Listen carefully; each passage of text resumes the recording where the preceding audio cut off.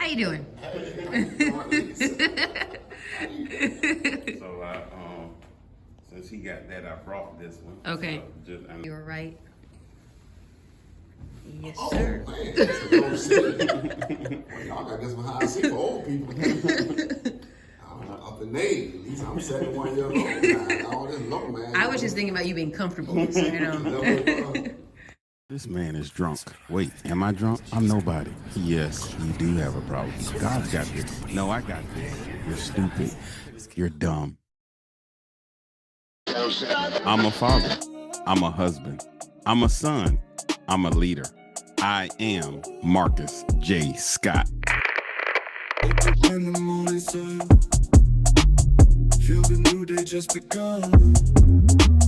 Chasing dreams when we run.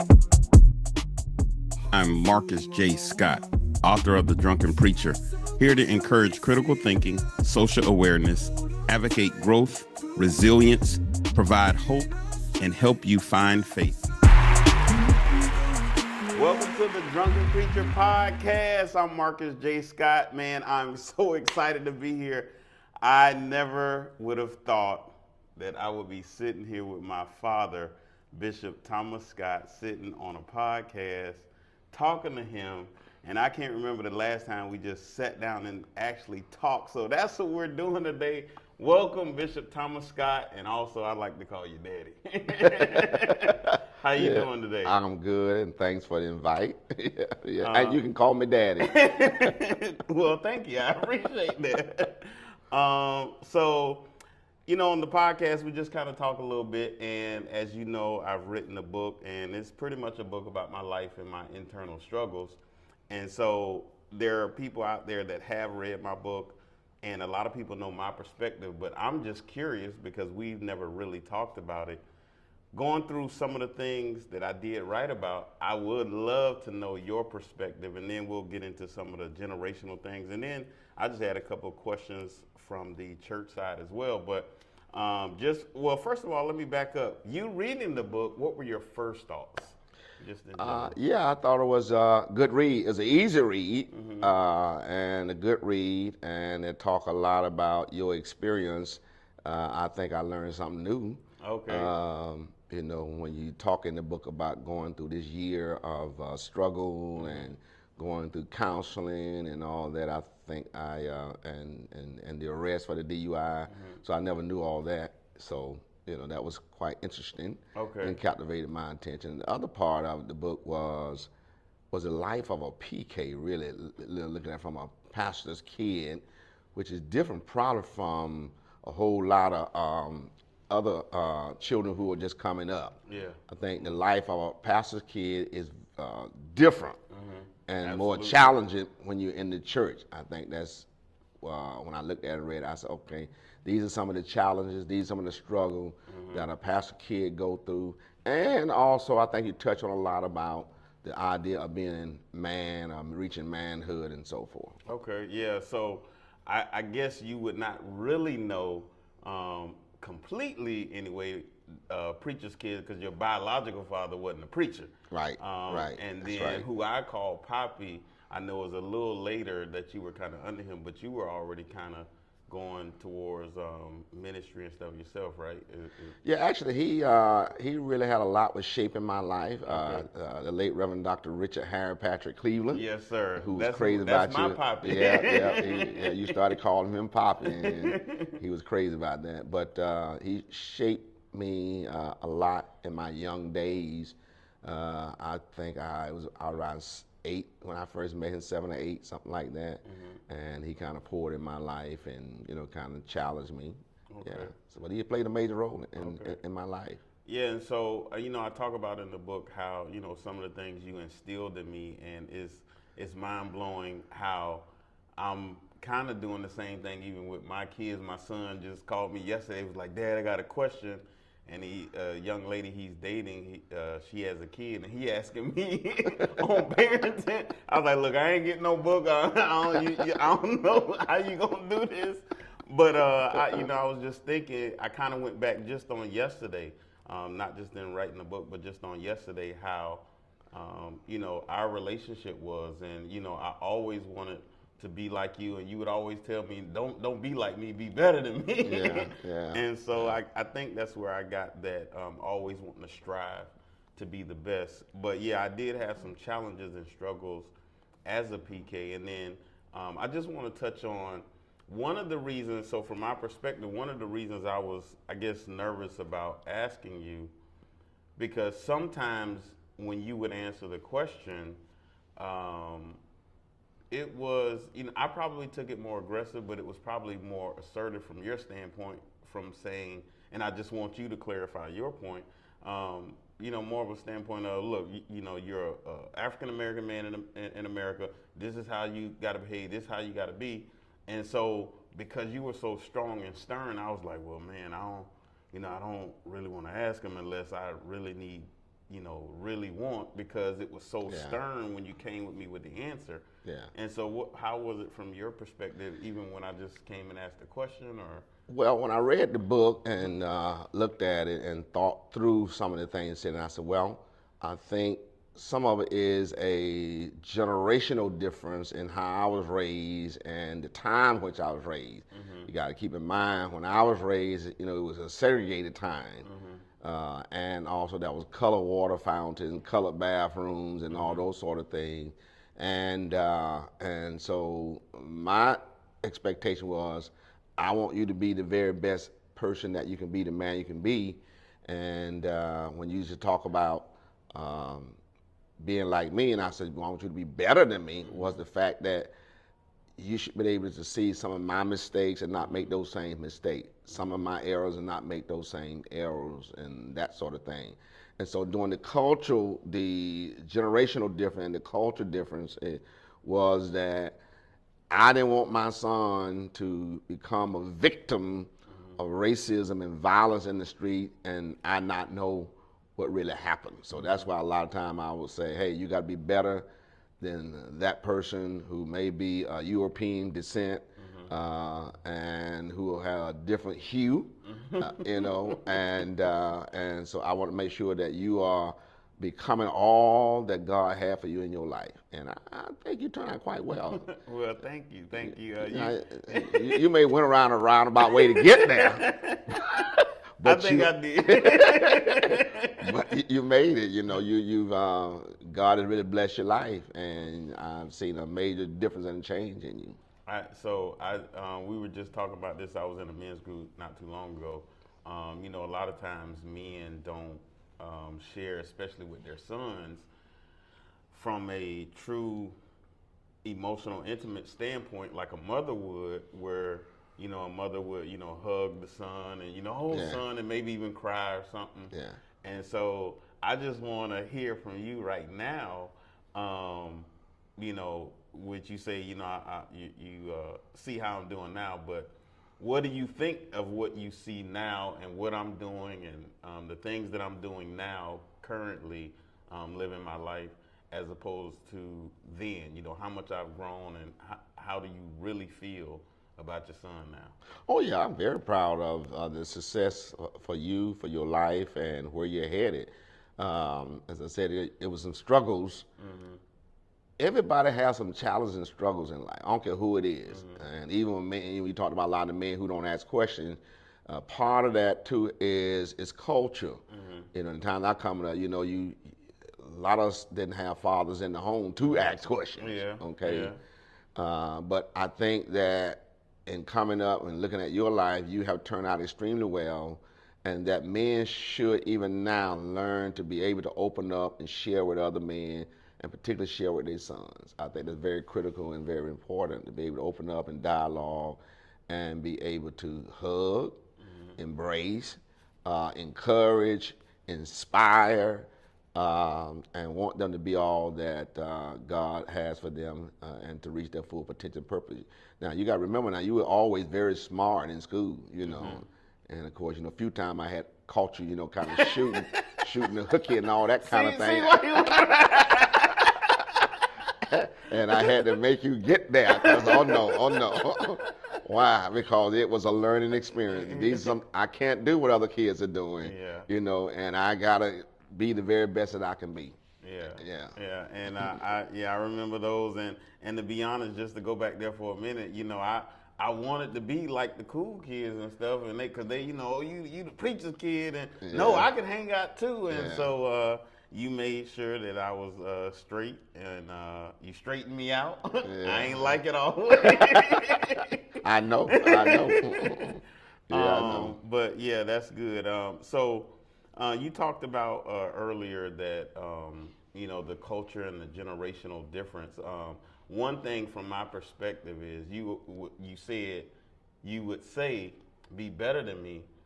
The challenge I had from the child's perspective was I really didn't know what that meant because I didn't think you had any mistakes because you weren't necessarily open with, I made this mistake in the marriage, or I made this mistake as a teenager, or I made this mistake, in some of the decisions I made. You just said, be better than me because I've been where you trying to go. Like, you would tell me these things. I remember these quotes like they yesterday. But you were never open with me. So, and I was talking with Marlon on one of the other previous ones. He was like, man, I didn't think anybody could be better than Dad. And the reason being because we didn't see any faults. We didn't see any failures. We didn't see any struggles. I mean, there may have been times when you had financial struggles. We had no idea. Yeah. In fact, I'll say this: there was a time we didn't find out till later. I think you had set aside your salary as a pastor. We had no clue, right? Because nothing changed, right? And so here it is. My dad's not getting any income.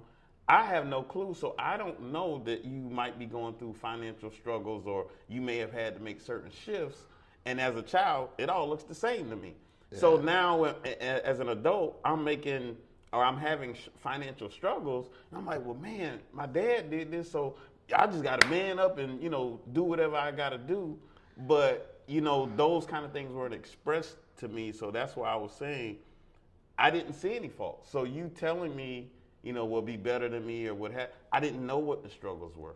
Yeah, I think some of that was, you got to remember that you were very young. Even when you got married 19, it would be young, in days time getting married.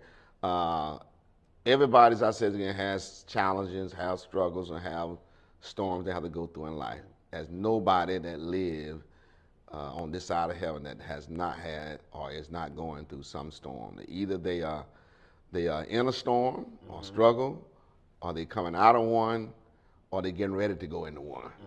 Either way. So, but in terms of my salary, you got to keep in mind too, you was young, and I ran for the Hillsborough County Commission and won, so that I could able to help the church by giving up my salary because I was getting a salary through the county commission, and so that's why I was able to do that.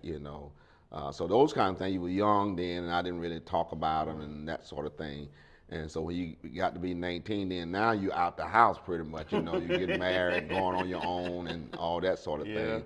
Yeah. So, but I think the good time, a lot of the time that you didn't see was when you were young. You don't remember, and had a moped and all those kinds of things. And I used to push you and so forth, or hold you, and so. But those are the times that you don't remember because you were very small.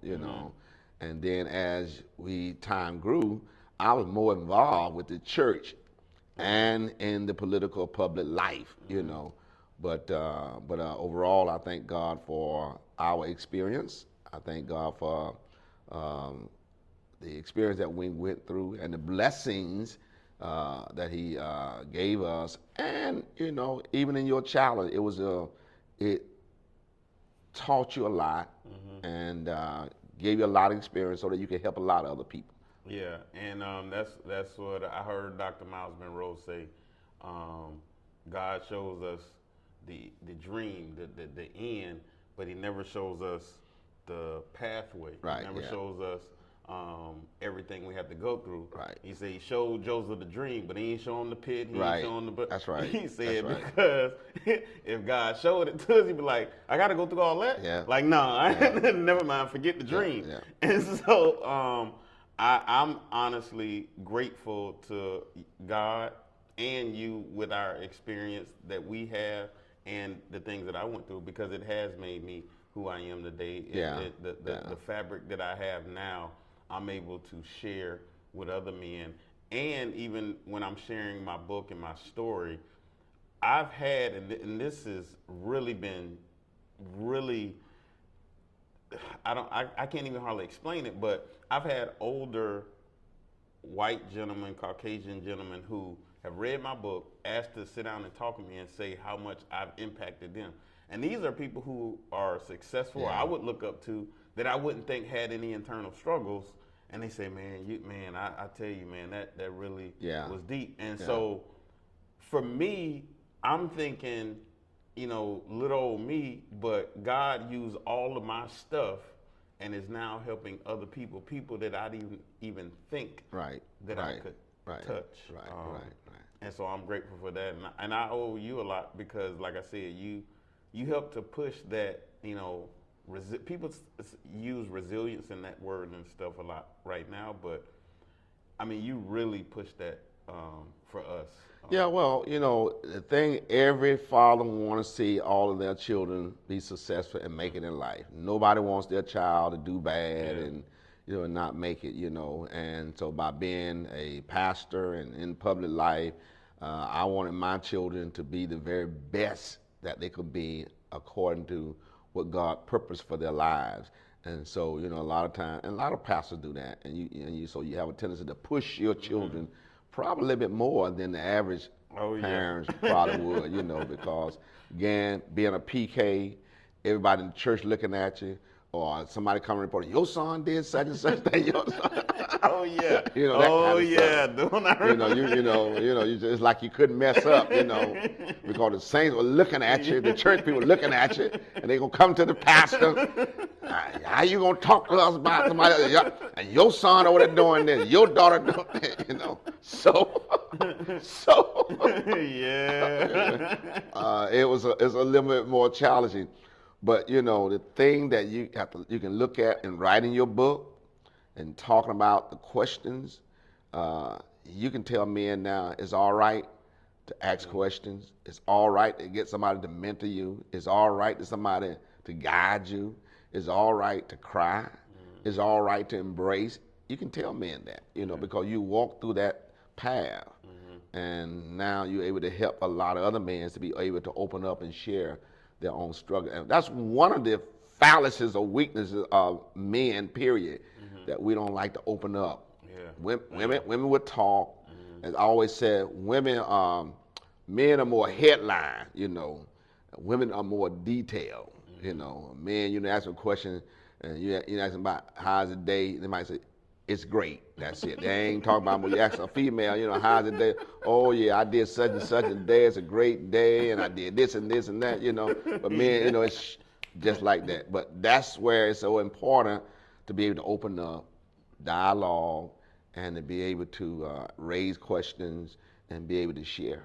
Yeah, I really appreciate everything, and I believe even right now, our conversation right now is helping young men and helping men to be able to at least start that process. So I got a question for you, and you can share with how you feel on here, because we talk about it's based off the book The Drunken Preacher, but more so that struggle within, and everybody has some sort of struggle no matter where they are in life. And I've watched you even up to now. There may be some things that I kind of perceive that you might have some internal struggles with. But is there anything you could share that maybe you had some recent internal struggles, or whether it be from a personal or from a pastor standpoint? There's some things, I'll just give you an example, that I just from the outside looking in can kind of assume that a struggle may be as you're getting older, you're watching people who you kind of came up with, whether it be through the church or family or whomever that may be passing before you. But what are some or one or two internal struggles that you might be having, even as an adult, as an older man, and as a pastor? Yeah. Again, everybody has some type of challenges, some type of struggle, and sometimes they become public, sometimes they're not. As I think back on my own life, when I was on the county commission, those are a lot of some challenging times I had, because again, you before the public, there was a certain perception you had, or if a certain issue was coming up that you had to vote on, I had to struggle with that. How would I vote? And I always try to maintain a thing of character and honesty and integrity. So I always try to vote my convictions and so forth. I think also one of the struggles I have now is as I'm getting older and looking at the funerals that I do. It's a painful thing to watch now. People I've been pastoring 45 years, and you're seeing a lot of the older saints now transition. That's a very painful, very difficult thing in a person's life. Another struggle I recently had was going through prostate cancer. That's a tough one. That's really tough. That's really hard. And the doctor tell you have prostate cancer. You have several options, and so forth. Whereas some other guys, and of course the mine was stage 2, they was caught it early, but some other guys didn't quite make it. That kind of struggle. And then when you look at your family, I talked about this last night, I think in Bible class, when you have poured into your children, poured into your family, and now there's an empty nest. How do you adjust to that change? How do you adjust to that change? What is your life like now? What is your purpose for now? What is your meaning for your life now? I think all of that is very important. Where before, you had 3 children in the house, there's always been a lot of running around, a lot of life, and all of a sudden now it's quiet, just you. It's just me and the first lady, Marva, and that sort of thing. And we discuss now about what channel to look at, who's going to look at this, who's going to turn that, and all that kind of stuff, So there's always some challenges going on. There's some internal challenges, and then there's also some public challenges. Yeah, I definitely, like I said, from the outside looking in, I thought some of those might have been some of the members that may have transitioned. Last 2 things I kind of want to look at. What are some of the challenges from the church's perspective now, maybe as opposed to, some years ago, with how our economy is, how the administration is, everything is changing.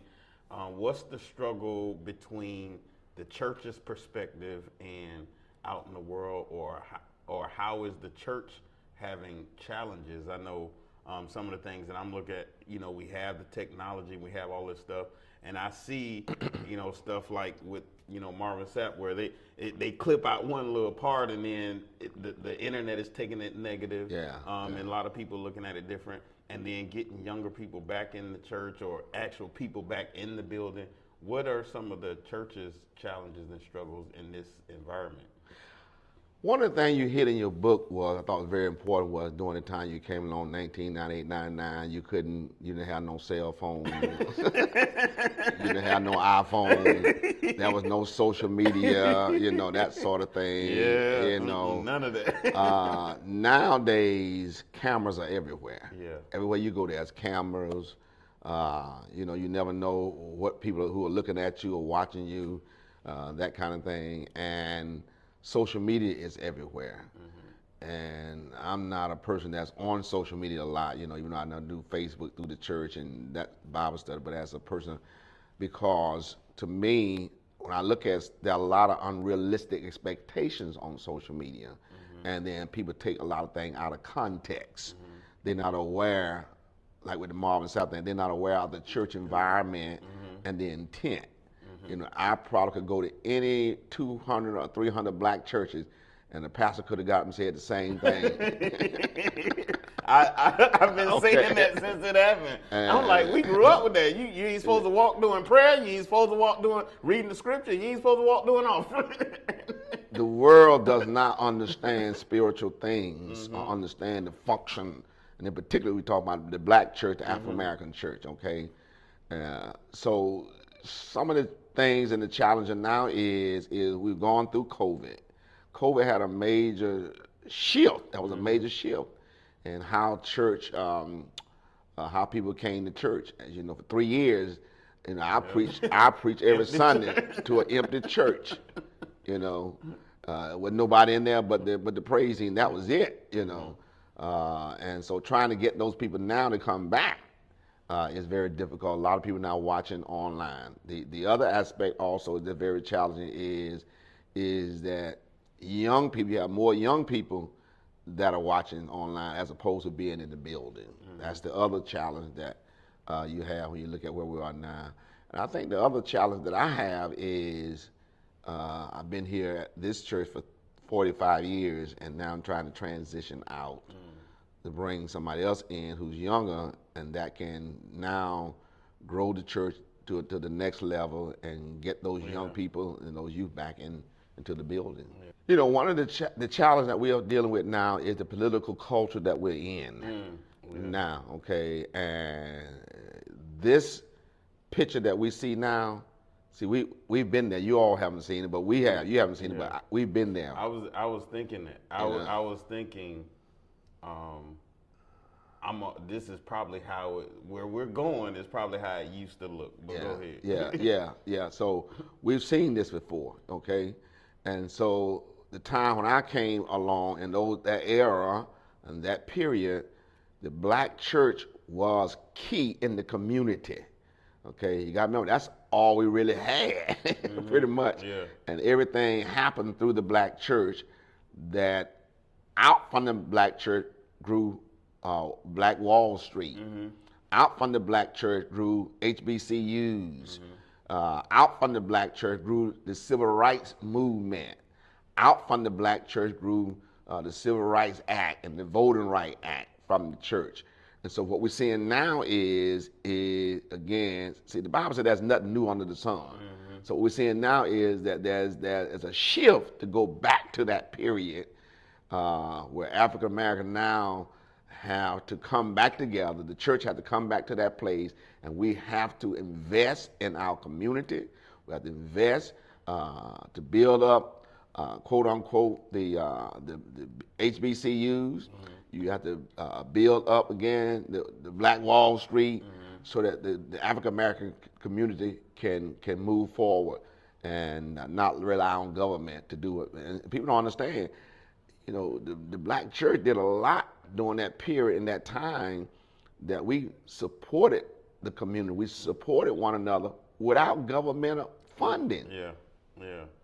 And I believe that's where it needs to go back to. My question would be, do you think that churches in general or as a whole can get back to coming together in the community, cross denominational lines, cross who's first, second, or third, or who has the biggest? That was we met. We had our meeting on Monday with Tampa Bay Coalition of Clergy, and that was my message. I stood up and said, listen, we have to get back, forgetting denominationalism and forgetting about whether you Baptist, Methodist, AME, CME, and come together and really work hard in helping our community and educating our people to help us get through this time and through this crisis.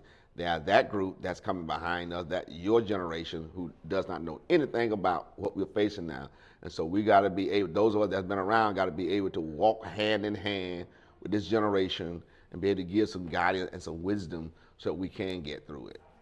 Yeah, I think it's going to be very important moving forward, especially over the next 4 years. Some of the things that I've been doing with my colleagues is, how do we begin to touch back to the churches? How do we begin to touch back to the communities, which is why I have been bringing some of my colleagues to the pastoral meeting. Right.